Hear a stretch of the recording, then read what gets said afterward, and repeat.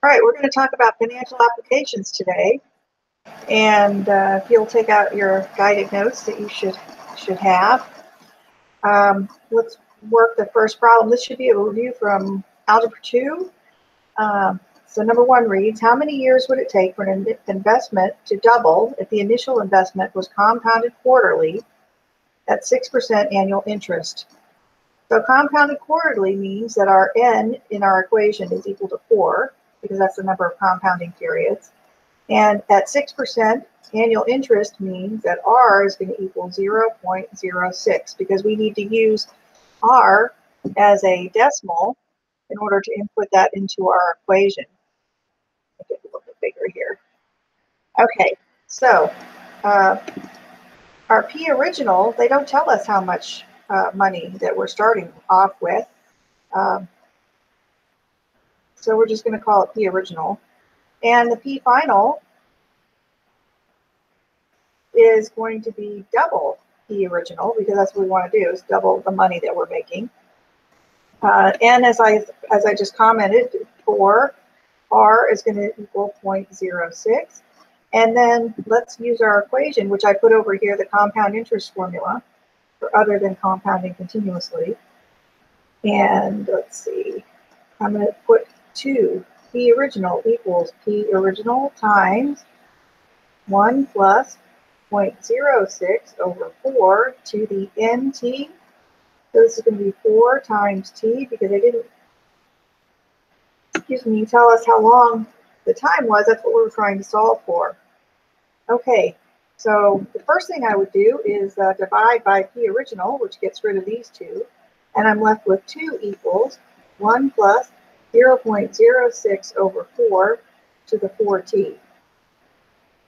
Now you'll notice the way that I solve these problems, I leave the base as 1 plus 0.06 divided by 4, and I'll put it all into the calculator at the last second to omit any possible rounding errors you might have. Okay, so I'm going to take the natural log of both sides. We get natural log of 2 equals the natural log of 1 plus 0.06 over 4 to the 4t.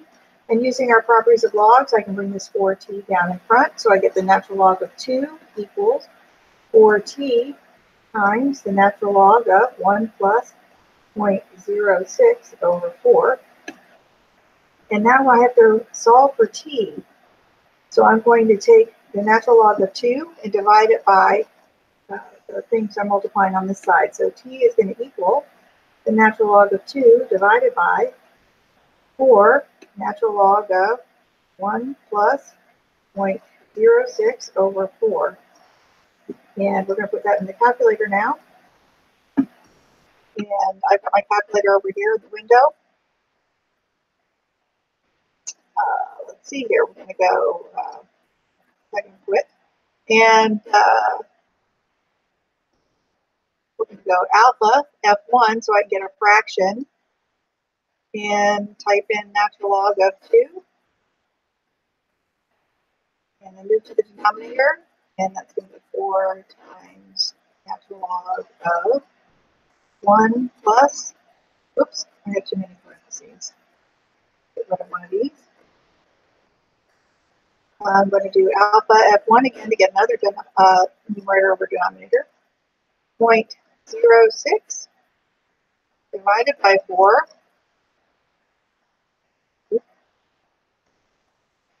Here, the parentheses. Now close my log and I'm going to press enter. Here we go. And so I am going to have 11.64 years if I'm rounding to the nearest hundred. Okay, so in about 11.64 years, I will have doubled my original investment. Compounded quarterly interest and 6%. All right, so that's problem number 1. Moving along. Problem number 2. Well, let's change it up a little bit. Let's say I'm going to have an investment of $12,000. An investment of $12,000, and I'm going to have it invested at a rate of 9%. And I want to find the balance after 5 years if I am compounding my interest quarterly, monthly, and continuously, and see what the difference is in the amount of money that I make. Okay, so quarterly, we know that n equals 4, and the problem statement said that it was going to be 5 years, so I know t is going to be 5, and r is going to be 9%, which in decimal is 0.09, and my original amount of investment is $12,000. So I'm going to say, set up my equation here, my final amount of money in my account is going to equal my original amount, which is 12,000, times 1 plus 0.09 over 4 raised to the n times t, and n times t in this case is 20. All right, and then we're going to put this in the calculator. Out, and we're going to say 12,000, 1, 2, 3, times, parentheses, 1 plus alpha f1 gives me the fraction of 0.09 divided by 4, which is quarterly. Hop over, close the parentheses, and raise this to the 20th. There you go. So our final amount in the account is going to be $18,726.11. And that's if I am compounding my investment quarterly. All right, so let's see how much money we make if we compound our $12,000 with the interest monthly. That's going to be n equals 12, because you're going to get 12 compounding every year. And then t is still 5, and r is still equal to 0.09. So we're going to plug it into our equation. Amount final is going to equal the original amount, which is $12,000, times 1 plus r, which is 0.9 over. Now the compounding periods have changed from 4 to 12 to the nt. So n times t in this case is 12 times 5, which is 60. Okay, so now I'm going to put this in the calculator to figure out what my final amount would be. And I'm going to go up and grab this, press enter, and now I can edit my equation here, make this a 60, and make my 4 a 12, and that is the only changes we need to make. Those are the only changes we need to make. So press enter, boom, and we get, our account will have $18,788.17. So we make, more than we would if we compounded it quarterly. I probably, in my own mind, would have expected to make more than that smaller difference. But let's see what continuously does for our investment. Well, when we're investing continuously now, we have to use a different formula because we're taking the number of compounding periods to infinity. And we derived this in an earlier class session on how we got this equation over here, which is for the compounded continuously. And in this case, the only thing we need to know is the original investment, which we know is $12,000, and we need to know the rate, which is 9%. All right, and the time is 5. So our final amount is going to equal our original investment, which is $12,000, times e to the r, which is 0.9 times 5. And I'm going to put that in the calculator. See what we get. So we get $12,000 times second e to the 0.09 times 5. Center. And we get the final amount of $18,819.75. So that's if we compound our interest every second of every day and, every moment of every day.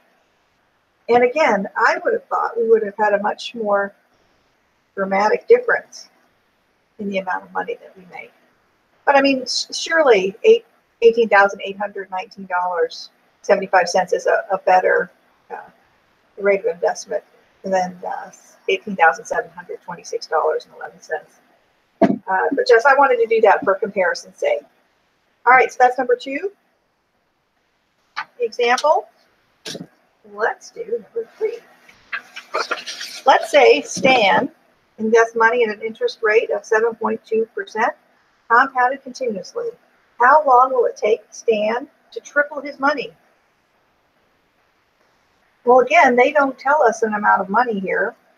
So I'm going to suggest that the final amount that Stan makes is 3 times the original amount, because that's tripling his money. And it's compounded continuously, so we're going to use P final equals P original e to the RT. And so we're going to write 3 times P original equals P original e to the R, which is 0.072, to the T, because they're not telling us how long. They want us to figure out how long it'll take for him to triple his money. So let's solve this equation. We can cancel out the P originals because we're dividing by P original. We get 3 equals e to the 0.072t. To get the t out of the exponent, we have to take the natural log of both sides. So I'm going to get the natural log of 3 equals the natural log of e to the 0.72t. I can bring this down in front, and then the natural log of e, not all at once, everybody, is 1. So I can say the natural log of 3 is equal to 0.72072t.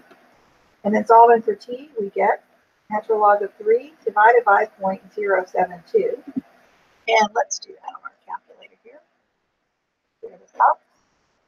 Say the natural log of 3 divided by 0.072. And that'll give us a time of about 15.25 years to triple the money for Stan. Long time to triple money, but better than getting twice your money. All right, how long will it take for Stan to quadruple his money? Well, we can stretch that equation, and we would know that we would put, instead of 3p original, we put 4p original. And if we do that, the only thing that changes in this equation is the 3, and I can suggest to you that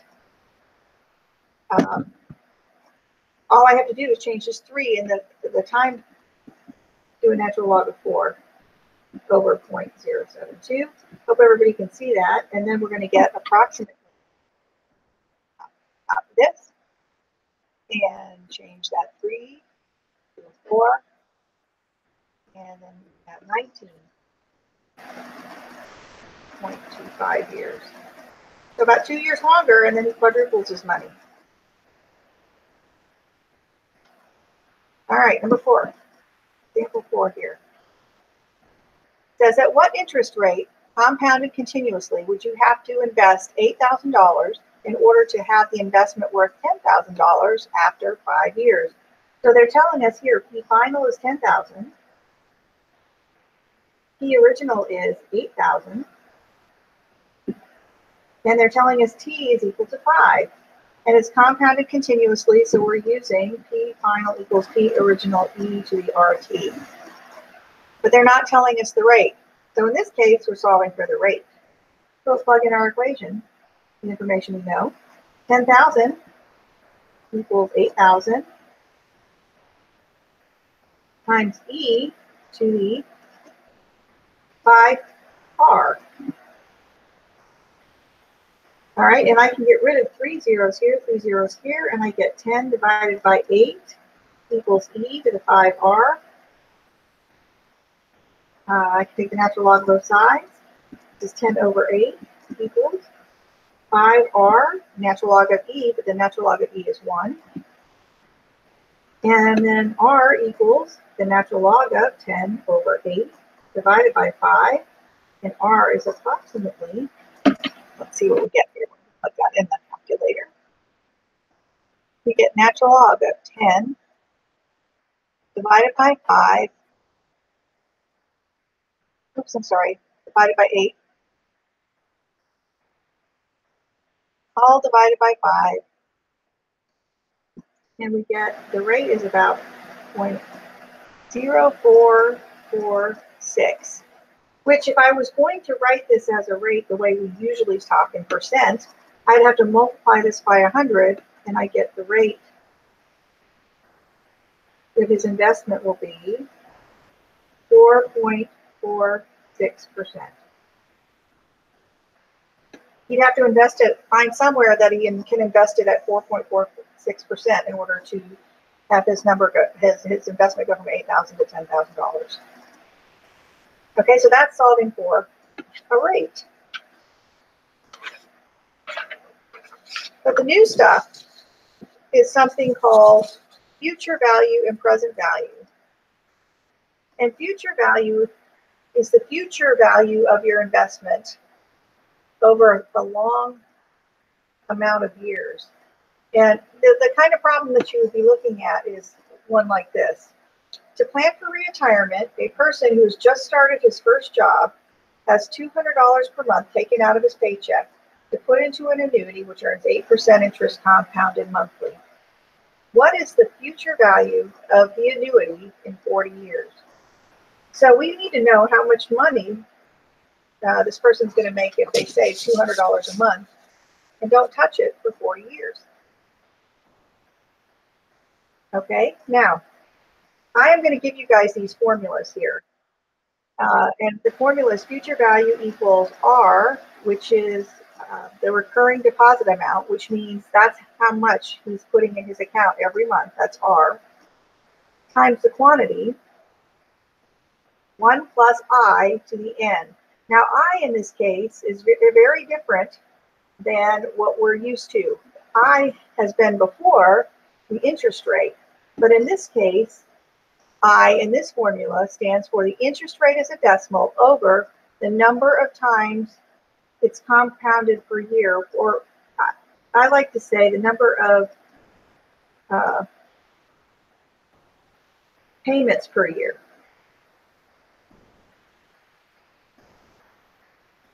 Or in this case, deposits per year. You know, he's paying himself. So I is the interest rate over the payments per year. Now, N is a little bit different too. N is the number of months per year that you make the investment times the years you're investing. Okay, so what happens is the years cancel, and it turns out to be the number of months you're going to actually invest your $200.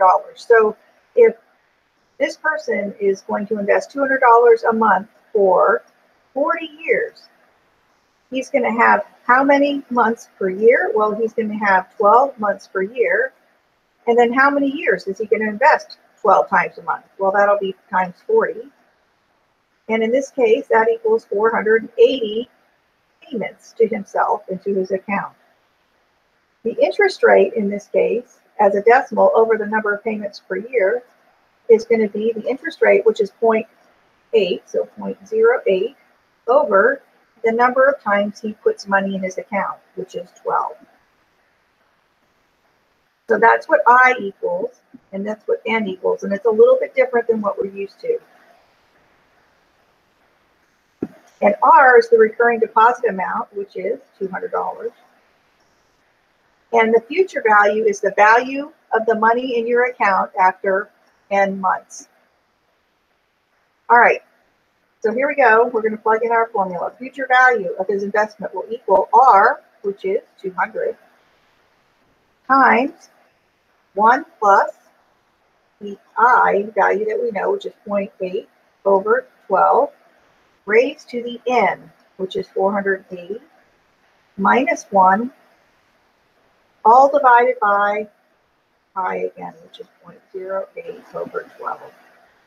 Okay, now I put this exactly as I see it in the calculator so that I get the right answer. So let's do our fraction, which is alpha F1.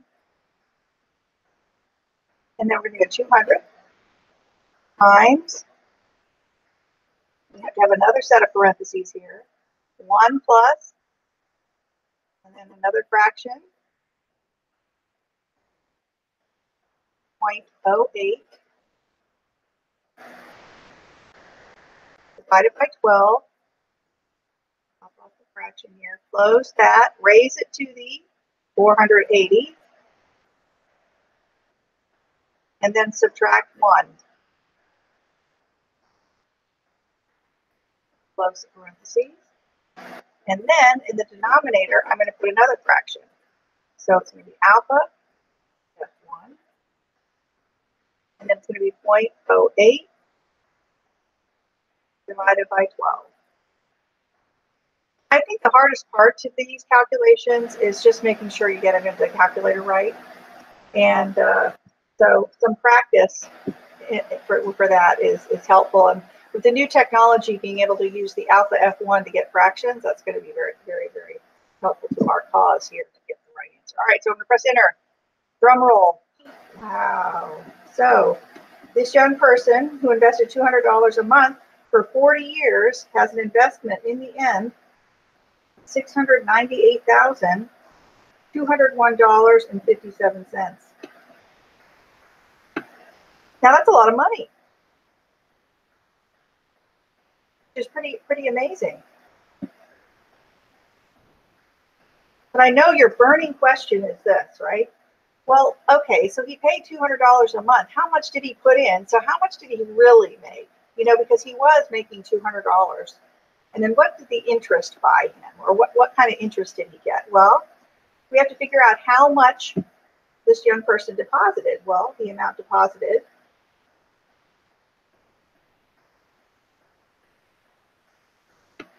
is going to be his $200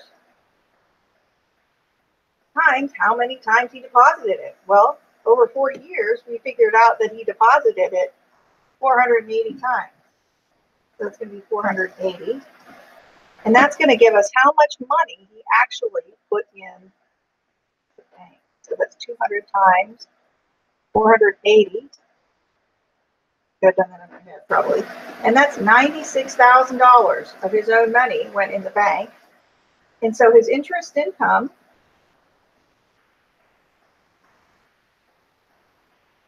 is going to be what? Well, you guessed it. The future value number, which was 698,201.57, minus the 96,000 that he actually put in of his own money. And so when you do that fraction, you're going to get 57,102. 206. So his interest in himself, or investment in himself, is netting him $602,000, $602,201.57. So that's quite a bit of interest for a $96,000 investment over time. So the money can pile up when you're young if you invest early, and just take a little bit out of your account and invest in yourself. Okay, so that's called future value, and this is the future value formula. And again, I'm going to stress that N and I are different than the other compounding equations that we're used to. Okay, so pay attention to that. Where N is the number of payments per year times the number of years, which gives you how many actual payments you make. And then I is the interest as a decimal rate over the number of times you're going to put your payment in per year. All right, let's do another example. And this one has to do with present value. And this comes into effect when you want to know when you buy your first home. So we're going to suggest that a couple buys their first home for $220,000. Fill in the table for a 30-year mortgage with an annual percentage rate or APR of 3.8%. Okay, so present value. That's what I want to know, what the present value of my investment is. All right, R is the same. R is the recurring payment amount, which most people would suggest is your mortgage payment. Okay. N is the number of months you're going to make the mortgage payment over the life of the loan. So most people pay their mortgage payment once a month, which is 12 times. And if for a 30-year mortgage, that's going to be 30 times 12, which gives you 360 months of payments. That's N. I is going to be the same as we talked about. The number of the interest rate is a decimal and the payments per year. I don't know why I put that compounded per year. So this is payments per year. So the interest is going to be 0.038 over the number of payments per year. Well, most people pay their mortgage 12 times a year. So it would be over 12, and that's equal to I. All right. So when we refer to present value, most people, when they buy a house, will put a down payment down, or they won't put a down payment down. But the present value of your investment is going to be the amount that you borrowed. So that'll be the present value of your loan. So let's figure out what the loan would be. Well, if I didn't put any money down on my house, which means I'm going to borrow the entire amount, the amount borrowed here is going to be $220,000. My monthly payment is what I'm going to solve for here. Okay? Because that's what I want to know, what my mortgage is going to be. So we want to figure out what our mortgage payment is going to be if I don't put any money down on my house. So I am going to take this equation here, and this is what I strongly recommend that people do with this equation, because oftentimes you can get lost in the numbers. And like I said, I'll give you these formulas. You can get lost in the numbers, and I suggest that I even do this, that my students put in the numbers after you solve for the variable that you're trying to find. So in this case, we're going to try to find what the monthly payment is on our mortgage. And so we're going to solve for R. And in order to solve for R, I'm going to multiply both sides by I, which is easy enough to do. So this will be the present value times I equals R times 1 minus the quantity 1 plus I raised to the negative n. And then I know that R is going to equal the present value times I divided by 1 minus 1 plus I to the negative n. And now it's so much easier to solve directly by putting the numbers in we know. All right, so present value is the amount of the loan that I'm borrowing. So that's going to be $220,000. So that's going to be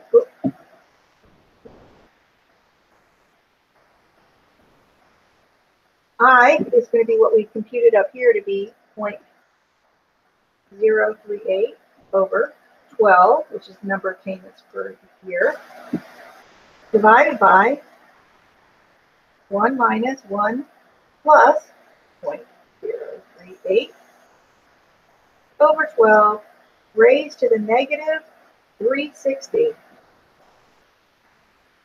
And then let's put that in the calculator. Out. So we can say alpha F1 to get a fraction. And the numerator is going to be 2, 2, 0, 0, 0, 0 times another fraction, 0.038 divided by the number of payments per year, which is 12, divided by parentheses here, 1 minus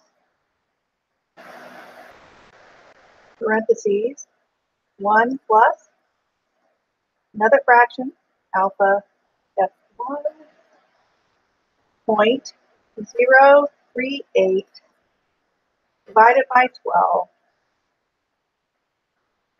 closing the parentheses, raising that to the negative 360, and then pressing enter. Oh,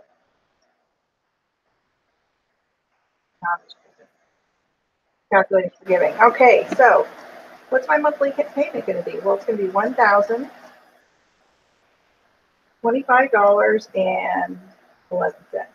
So I'm going to put that in our table here.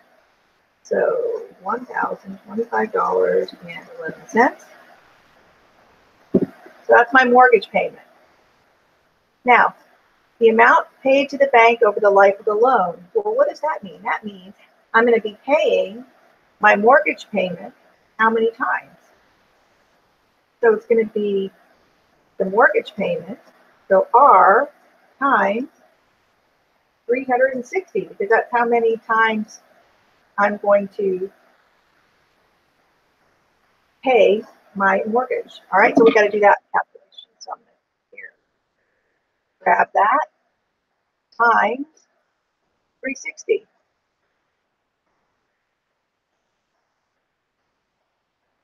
And when we see what that number is, that's $369,038.22.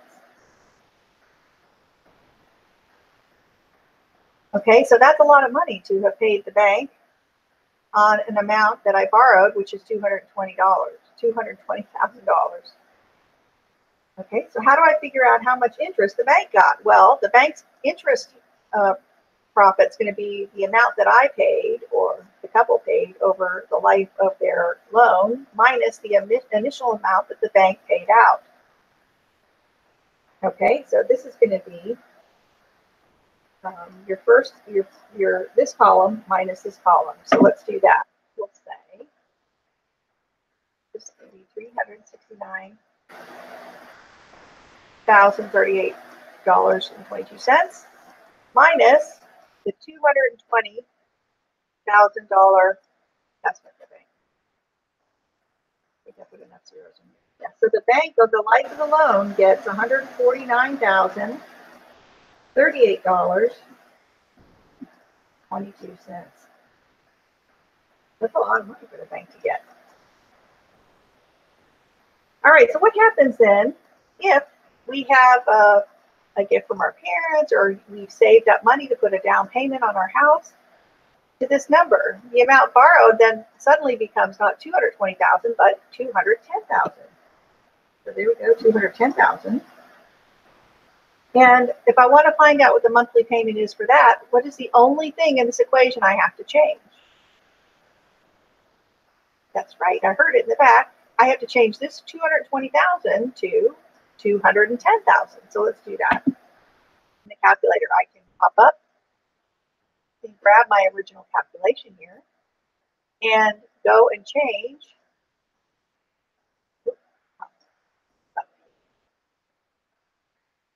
to 210.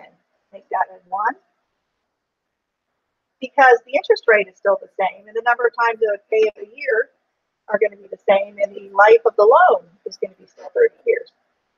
So let's put it in there, and I get $978.51. So that would be the mortgage amount for putting just $10,000 down. So the difference here is not quite $100, but still, you know, it can be significant to a young person first starting out with their new house.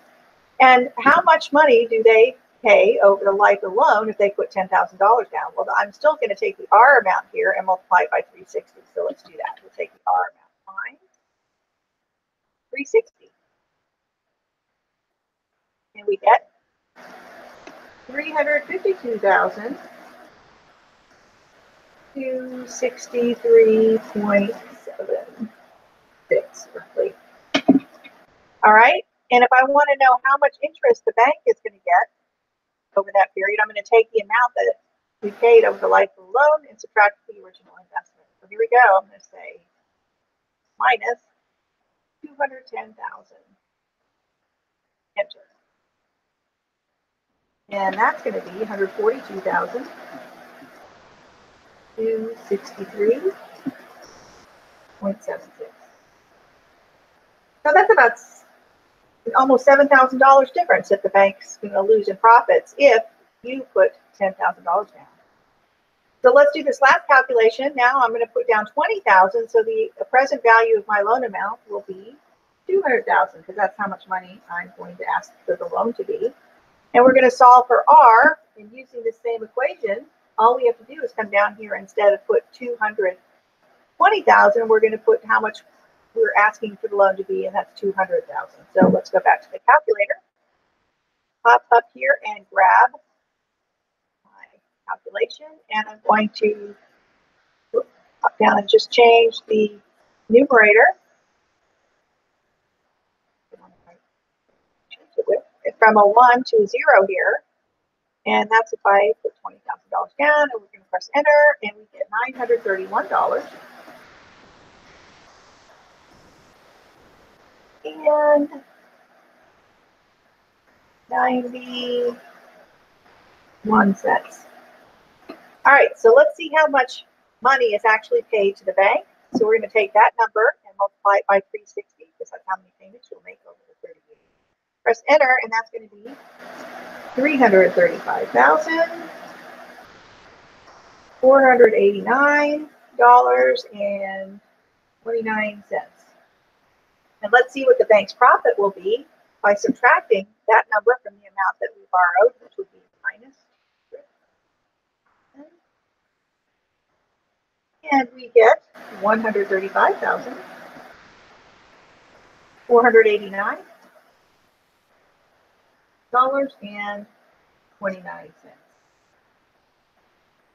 So you can clearly see the bank profit goes down the more you put down on your investment. So what is future value after all this? Well, future value tells you, present value, I'm sorry. Sorry about that. Present value is the amount that you borrow presently. And that's how I like to remember it. And future value is going to be the amount in your account after or in the future you've invested a certain amount. Okay, so that's kind of a nice example of showing how people will calculate their mortgage information and how much you could figure you're paying the bank in total, and then how much interest the bank makes based on your down payment. All right, let's do another example here. Number 7. Now this is one that mirrors a problem in your book for homework, so, or actually might even be one of your homework problems, so you're welcome. All right, so here we go. This is an $86,000 mortgage for 30 years at 12% APR. Now 12% is a pretty high interest rate these days, but it used to be that way in the 70s and 80s. Requires a monthly payment of $884.61. So what have they told us here? They've told us this is R. That's the monthly amount. You just received a raise at work and are considering voluntarily increasing your monthly payment to $1,050. So we're going to fill in the table. So that means you're going to pay extra on the mortgage and then shorten the 30 years that we would need to pay off the loan. Okay, so we need to figure out how much we are actually going to pay. Okay, so the number of months for 30 years, let's figure that out. For 30 years, that's going to be 12 times 30, so that's going to be 360. Okay, and now let's figure out how much money we're going to actually pay to the bank. So that's going to be the R value times 360. So it would be 884.61 times 360. And so over the life of the loan, we would pay the bank $318,459.60. And the total interest that the bank is going to get over the life of that loan would be the difference between that amount and the amount I borrowed. And the present value amount, then this is present value because that's the amount we borrowed. I would take this number and subtract 86,000. Enter. And we get 232,459.60. All right. Now we need to figure out how having an amount, a payment amount of 1,050 would shorten this. Okay, so what are we solving for? Well, I believe we're solving for a new end, right? Because the number of payments that we're going to make is going to be shorter based on the increased payment. So if I look at the formula, let's recall what the formula is. And remember, I'll give you this formula. So this is PV equals R times 1 minus 1 plus I to the negative n all over I. So we're going to solve for n here. And when we're solving for n, that's got time embedded in it because n is equal to 12 payments a year times how many years. So we need to solve for n so we can figure out how long we are going to pay our amount of $1,050 because we're going to shorten the length of the loan. All right, so I have always recommended, as I said earlier, to solve for n before we put in all the numbers because people get lost in these numbers, and I want you guys to get it right. So first things we're going to do is divide by, or multiply by I, both sides. So this will be PV times I. And then I'm going to divide by R. And then I'm left with 1 minus 1 plus I to the negative n. And I'm trying to get n by itself here. So in order to do that, I am going to actually move this term right here, the negative 1 plus I to the negative n, to the right, to the left side here, and move this over to the right. Okay, so then we're going to get 1 plus I to the negative n equals PV times I over R. Oops, sorry, 1 minus that. I'm so excited to get it over to the other side. So this is 1 minus PV times I over R. And now I've got to get the n out of the exponent, so I got to take the natural log of both sides. So we're going to say negative n times the natural log, because I can bring that down in front, of 1 plus I equals the natural log of 1 minus PV times I over R. And then I can say n equals negative natural log of 1 minus PV times I over R divided by the natural log of 1 plus I. Okay, and I know that embedded in n is t.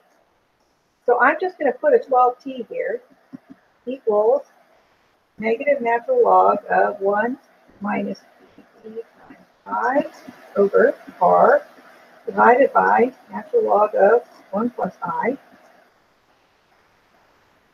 Okay, and if I wanted to solve for t, I just thought it was better to do it in 2 steps. Negative natural log of 1 minus PV times I divided by R divided by 12 natural log of 1 plus I.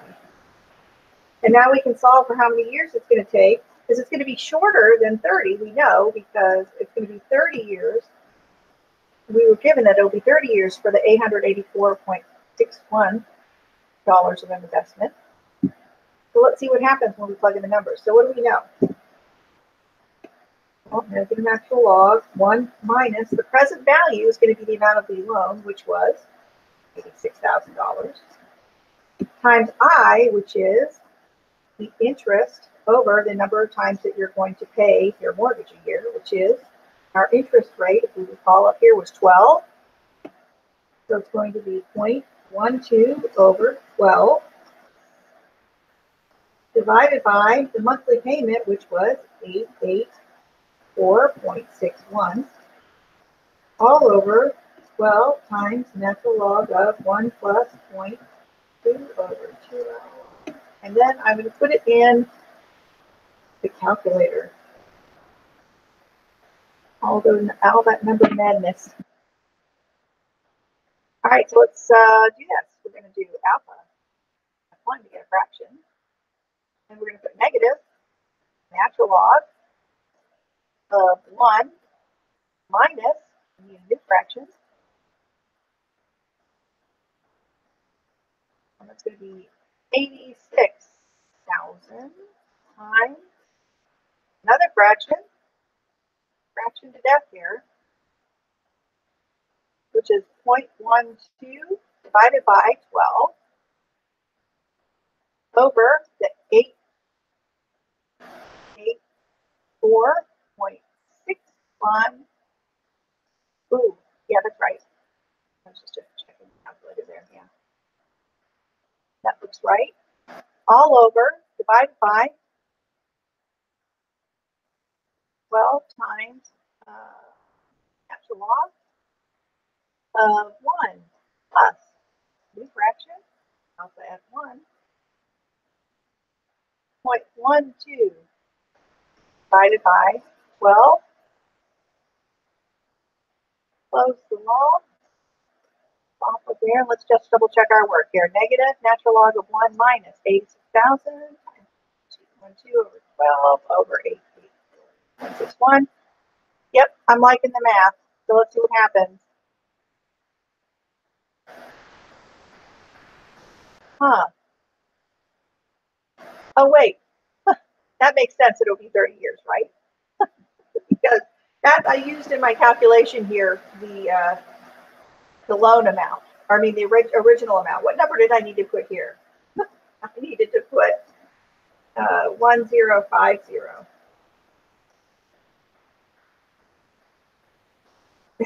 Which will shorten the amount of time, right? So this is what I need to fix that. And the good news is I already typed it into this wonderful modern technology. I can click on here and then just edit and put my new amount in the bottom here.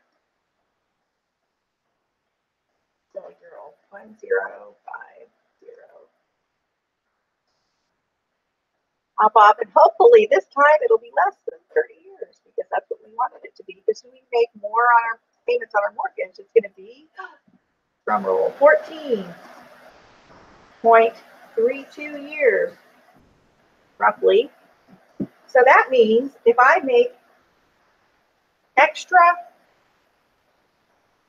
mortgage payments, meaning if I pay a little bit extra every month, I can shorten the duration of my mortgage loan from 30 years, paying $884.61, to 14.32 years if I pay $1,050 a month. Okay, so the moral of this problem story is twofold. The first one is you should really make extra payments on your mortgage so you can shorten the length of your loan, and thus not be indebted, or pay cash, which is not everybody's ability to do.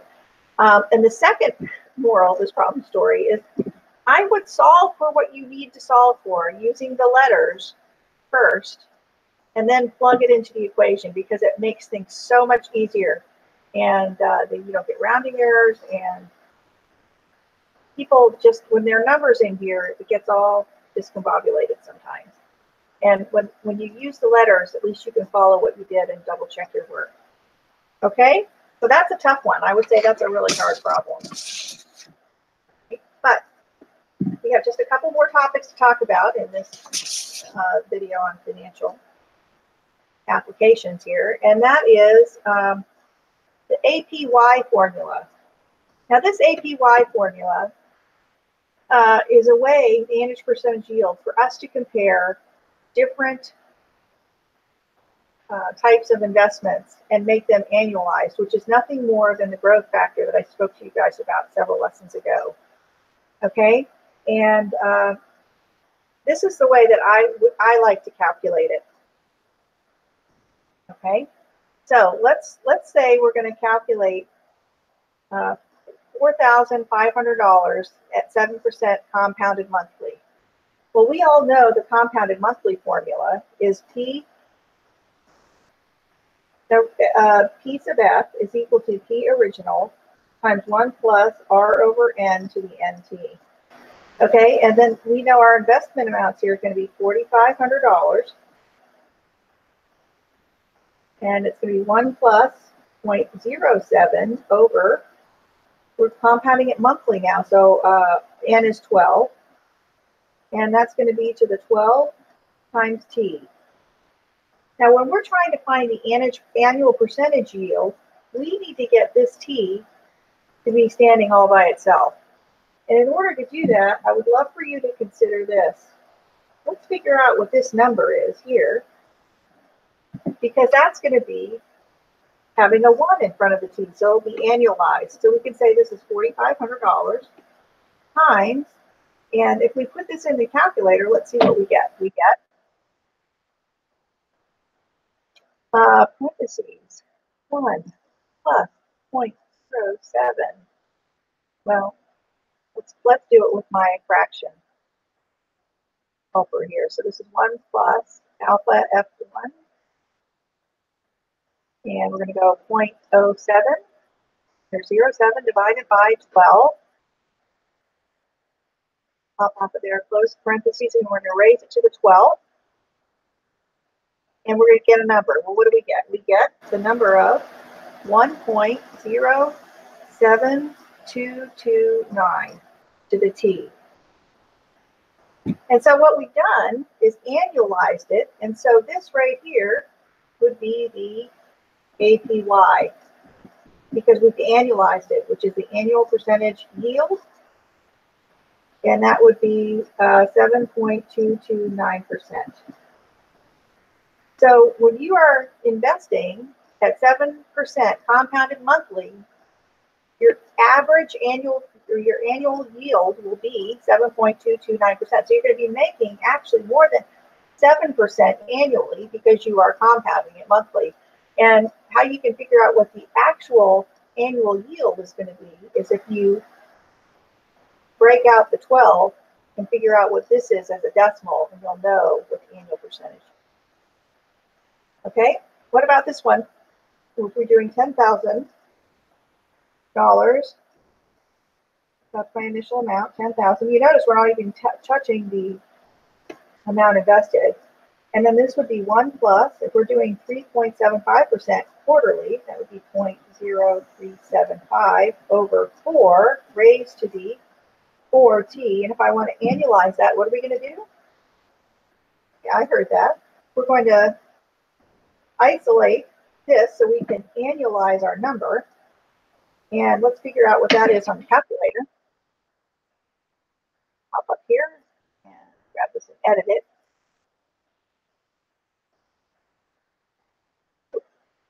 Darn. Okay, so that's going to be 375 down here. And then instead of 12, we're going to have 4. 2, and then we're going to hop up to the exponent, I hope. Oops. And we're going to change that to a 4 and delete this. And let's see what we get. We get, drum roll, we get 10,000 times 1.038 raised to the T. And so the APY then is 3.8%. So if you compound your interest quarterly, instead of 3.75 per year, you're going to actually get 3.8% per year. So this is the annual percentage yield.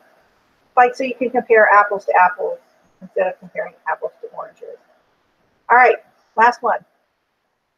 On this, it'll be 250,000 times 1 plus 0.038 Compounded continuously. Uh-oh, I didn't even read further. I should have read further. Compounded continuously is PERT.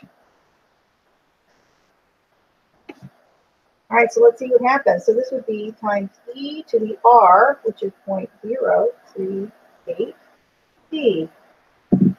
Now, we're going to do the same exact thing, except just because we don't have a 1 plus something and we have an e to the something, we're going to isolate the e to the something, and that's going to give us our APY. So let's see what happens. We're going to say to be 0.038. And pop off of there and press enter, and we get 250,000 times 1.0387 to the t. Now we've annualized it, and our APY, our annual percentage yield, will be 3.87%. Okay, so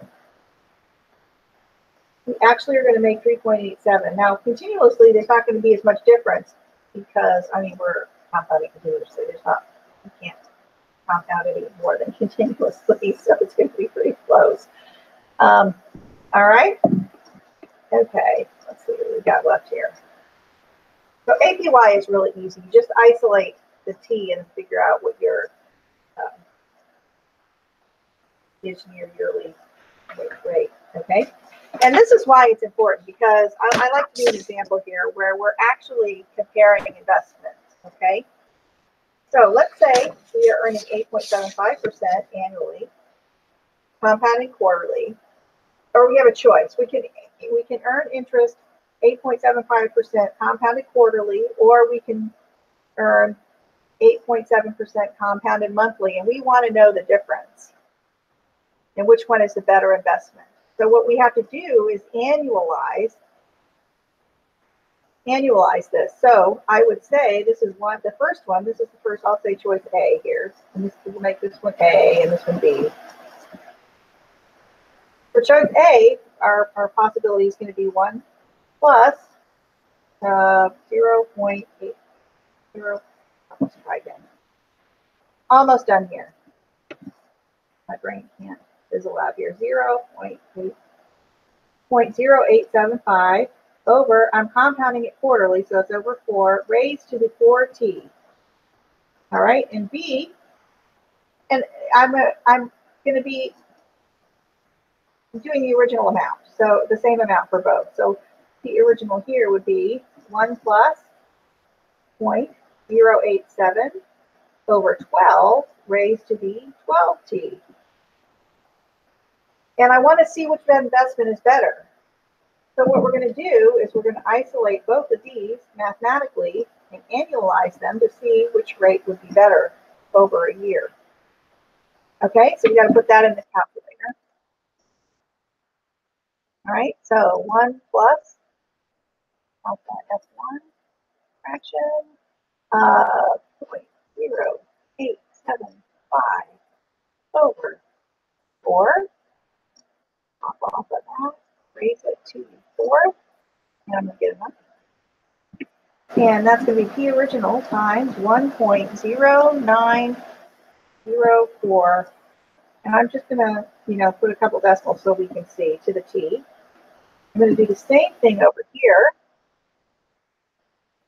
Parentheses 1 plus alpha F1 for my division bar fraction, and then it's going to be 0.087 over 12 compounding. Pop off of this, close it, raise it to the 12, and press enter. And we're going to get the original times 1.090554 to the T. Now, the APY on this one is 9.041%. APY on this one, investment is 9.0554%. So just by a little bit, which one is your better investment? Well, when you annualize them and you can compare, you see that this one is going to give you the better yield. Now, it's not that much difference, but still, every little bit counts. So this one would be a better investment because it has the better APY. All right, well, I hope you guys have a great day, and I enjoyed speaking with you on this kind, warm day. I'm being facetious with this phrasing. Anyway, you guys have a great afternoon.